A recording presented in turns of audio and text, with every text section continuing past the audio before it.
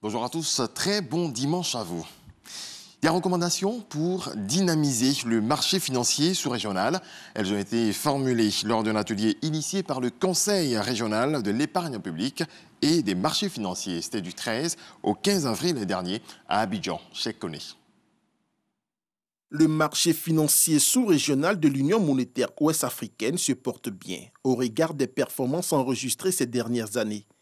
Depuis la première levée de ressources en 2016 à ce jour, ce sont plus de 12 000 milliards 233 millions de francs CFA mobilisés sur ce marché. À cela, il faut ajouter 10 milliards 400 millions de francs CFA de capitalisation boursière réalisés en 2020, soit 11,7% de la richesse de l'Union. Ces indicateurs ont le mérite de confirmer la vitalité du marché financier régional. Sauf que, face aux enjeux de la compétitivité avec certains marchés régionaux et internationaux, il est nécessaire pour ce marché sous-régional de faire sa mue. On a un marché commun aux 8 pays, mais ce marché-là est dans un écosystème mondial où les technologies évoluent. Aujourd'hui, on vous parle au niveau international de tout ce qui est blockchain, de tout ce qui est fintech et tout ça. Donc, c'est des choses qu'on doit intégrer. Et dans nos marchés, c'est de nous assurer que notre marché répond à nos besoins. Cette initiative du Conseil régional de l'épargne publique et des marchés financiers CREPMEF s'inscrit dans le cadre du projet d'appui au développement du marché financier régional avec la contribution financière de la Banque africaine de développement. Pour Mamadou Ndiaye, président du CREPMEF en fin de mandat, cette revue va révolutionner le marché sous-régional. Permettre la mobilisation de ressources à moindre coût dans des conditions sécurisées et accompagner le développement de nos économies. Et je crois que d'ici la fin de l'année, le marché financier sera bonifié d'un corpus réglementaire qui n'aura rien à envier aux autres places. Le marché financier régional est composé de 8 pays, dont la Côte d'Ivoire. À ce jour, 234 acteurs y officient, contre 150 il y a 5 ans. La Côte d'Ivoire veut moderniser les prestations du service public. Les experts de l'ANSUT et ses partenaires ont présenté les résultats de l'étude de faisabilité du projet. Ces conclusions visent, entre autres, à améliorer les infrastructures digitales. Jean-Marc Djadji. Les experts de l'Agence nationale des télécommunications TIC ANSUT échangent avec les partenaires sur les conclusions de l'étude sur le projet d'appui au renforcement de l'administration électronique. Les décisions de cette étude s'articulent autour de 3 actions. Améliorer les infrastructures digitales, multiplier les plateformes d'échanges digitaux dans les administrations publiques et élaborer un plan efficace de contrôle des données. Nous avons mis en place un réseau qui a interconnecté l'ensemble des ministères et toutes les institutions de la République. Donc ce volet infrastructurel sera revu et les points d'amélioration sur ce volet seront ressortis. Le deuxième point de l'étude, c'est sur les usages. Parce qu'à la vérité, l'objectif principal, c'est vraiment l'utilisation, comme on le dit dans notre jargon, la consommation des services qui sont mis en ligne. Les résultats de ces travaux s'inscrivent dans un élan de transformation numérique de l'administration publique, selon le nouveau ministre de tutelle. L'enjeu principal, c'est l'utilisation effective du numérique dans l'administration. On voit aujourd'hui que le numérique est important, donc pour aller plus vite, pour réduire les distances, pour faire en sorte d'améliorer la gouvernance. Donc il est nécessaire qu'à l'instar de la société ivoirienne, l'administration de la République de Côte d'Ivoire ait une utilisation du numérique optimum, fasse en sorte que grâce à ceci, nous améliorons notre gestion et nous ayons des gains de productivité. Lancé en juin 2020, le projet d'appui au renforcement de l'administration électronique est à sa phase finale d'étude avant le financement par la Banque africaine de développement BAD. Désormais, pour avoir accès au programme de la RTI dans la région de Bois-Flé, il faut être en possession des équipements de la TNT, un décodeur et une antenne. Le signal analogique est coupé dans la région de la Maraoué. La couverture nationale de la télévision numérique terrestre est désormais à 80%. Soro Corona. Par ces gestes simples, le chef des cantons Yaoulé et le sous-préfet de Bois-Flé arrêtent les signaux analogiques des RTU1, RTU2 au centre émetteur de l'Otanzia. Cette extinction marque la migration du système analogique vers la télévision numérique terrestre TNT dans les régions de la Maraoué, du Bélier et du district autonome de Yamoussoukro. Les populations de ces régions devront désormais utiliser les équipements de la TNT pour recevoir les images du groupe RTI.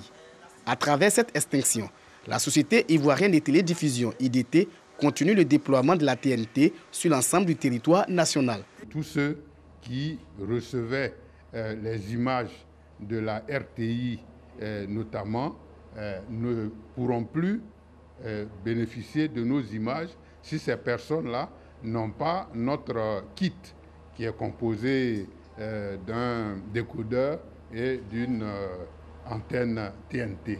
Une fois que vous avez acquis le kit-là, vous n'avez plus besoin d'abonnement, vous bénéficiez gratuitement et cela est une faveur du gouvernement ivoirien. Les premiers bénéficiaires des équipements de la TNT se disent satisfaits de la qualité des images de cette technologie de pointe.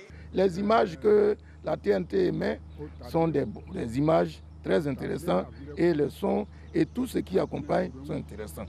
Et vraiment, nous vous invitons à pouvoir acquérir tous ces dispositifs pour avoir de bonnes émissions. Le signal analogique du centre émetteur du Bois-Flé est le deuxième à être éteint après celui de Korogo. Après Bois-Flé, nous allons nous transporter ailleurs, notamment à Koumfao, pour procéder aussi à l'extinction, comme nous l'avons fait ici à Bois-Flé. Le taux de couverture nationale de la télévision numérique terrestre est estimé à 80%. La TNT permet de diffuser sur le même canal plusieurs chaînes, la plupart gratuites. Basée en France, l'association Nayoa est une association de ressortissants de la commune de Koumassi. Ses membres ont visité jeudi la maternité de l'hôpital général de Koumassi où ils ont fait don. Un geste de solidarité de cette association, un geste que l'association entend perpétuer pour contribuer au mieux-être des Ivoiriens. Le point de Michel Mambo. Hôpital général de Koumassi. Atmosphère empreinte d'émotion à la maternité, l'association Nayoa apporte du baume au cœur des nouvelles mamans. Après plusieurs heures de travail pour la plupart, elles sont toutes heureuses de recevoir des dons. Merci beaucoup à l'association Nayoa. Que Dieu vous bénisse. Vraiment, merci beaucoup. Je suis contente pour les cadeaux. Des kits sanitaires pour donc soulager un tant soit peu ces nourrices et le choix de l'hôpital général de Koumassi n'est pas fortuit. Selon la représentante de l'association Nayoa, il s'agit d'un retour aux sources. Nous nous sommes par pur hasard retrouvés tous en France dans la même région. La plupart de nos membres sont nés dans cette maternité. On s'est dit mais pourquoi, pour une première activité, pourquoi ne pas commencer par notre quartier, notre commune? Et voilà pourquoi nous menons cette action aujourd'hui. Et l'action est fort appréciée. Je voudrais très sincèrement louer cette noble initiative parce que nous avons beaucoup de parents qui vivent en Europe et qui ne pensent pas à ceux qui sont en Afrique. Choisir une maternité, c'est encore des initiatives fortement louables. C'est d'autant plus qu'il y a des femmes qui sont nées dans cet hôpital et qui ont encore accouché. Donc leurs petits-enfants sont nés dans cet hôpital. C'est beaucoup d'émotions. Avec à sa tête Jean-Camille Brousset, l'association Nayoa entendait les enfants de la même mère en langue BT, créée en 2015 et basée en France. Elle œuvre dans le social et l'éducation et entend axer ses actions sur la Côte d'Ivoire. Prochaine escale donc, la Caritas de Koumassi, Prodomo. Du 31 mars au 11 avril ont eu lieu les funérailles traditionnelles de l'ex-premier ministre Amadou Gon Coulibaly dans la capitale du Poro, à Korogo. C'était un rendez-vous culturel, un festival de masques et de danse de toutes les régions du pays pour témoigner leur solidarité au peuple sénoufo. Retour sur ces moments avec Ami Sissoko. 2 semaines de compassion, de fraternité dans la pure tradition du Poro. Un rendez-vous culturel pour accompagner l'ex-chef du gouvernement, Amadou Gon Coulibaly, à entrer dans la félicité de ses ancêtres.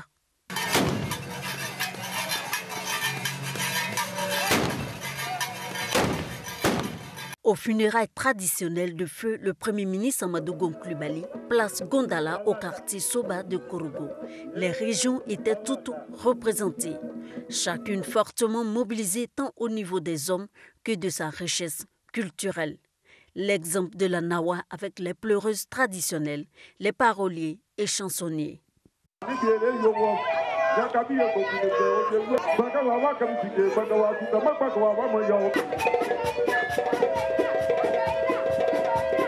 Du nord au sud, en passant par l'ouest et l'est, tous ont marqué leur solidarité au peuple sénoufo.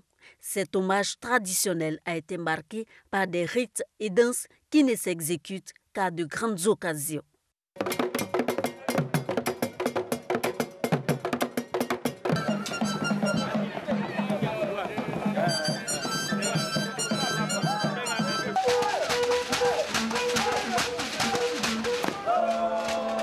Les alliés ont sorti le grand jeu. Toutes les danses préférées de l'ex-chef du gouvernement étaient là. Le thématé du ton cuit.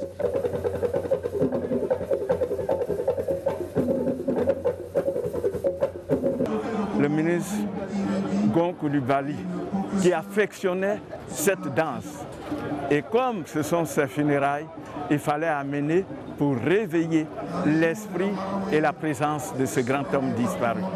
La Nimouniam et le Boré du district du Zanzan et bien d'autres sont venus nettoyer le chemin qui conduit le défunt dans le monde de ses ancêtres.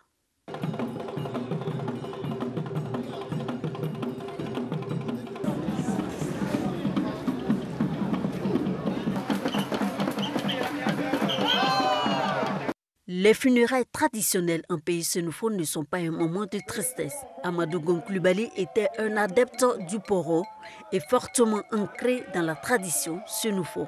On rend hommage au défunt en l'accompagnant auprès de ses ancêtres dans la Legresse, d'où l'importance des chants et danses de réjouissance dans cette deuxième partie. La première étant essentiellement réservée aux seuls initiés. Amadou Gon Coulibaly.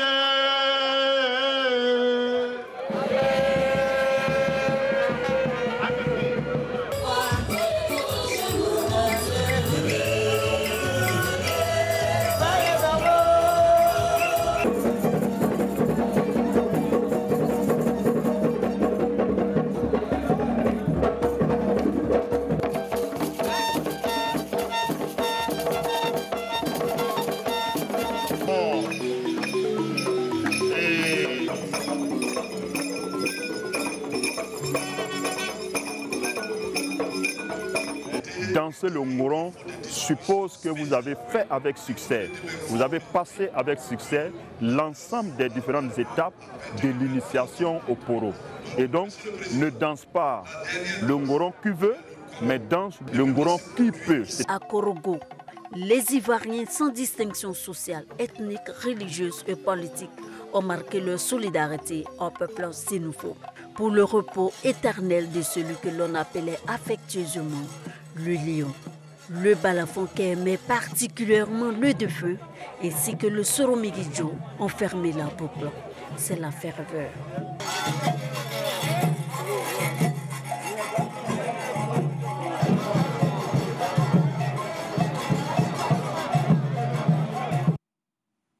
Voilà, la Côte d'Ivoire dans toute sa diversité.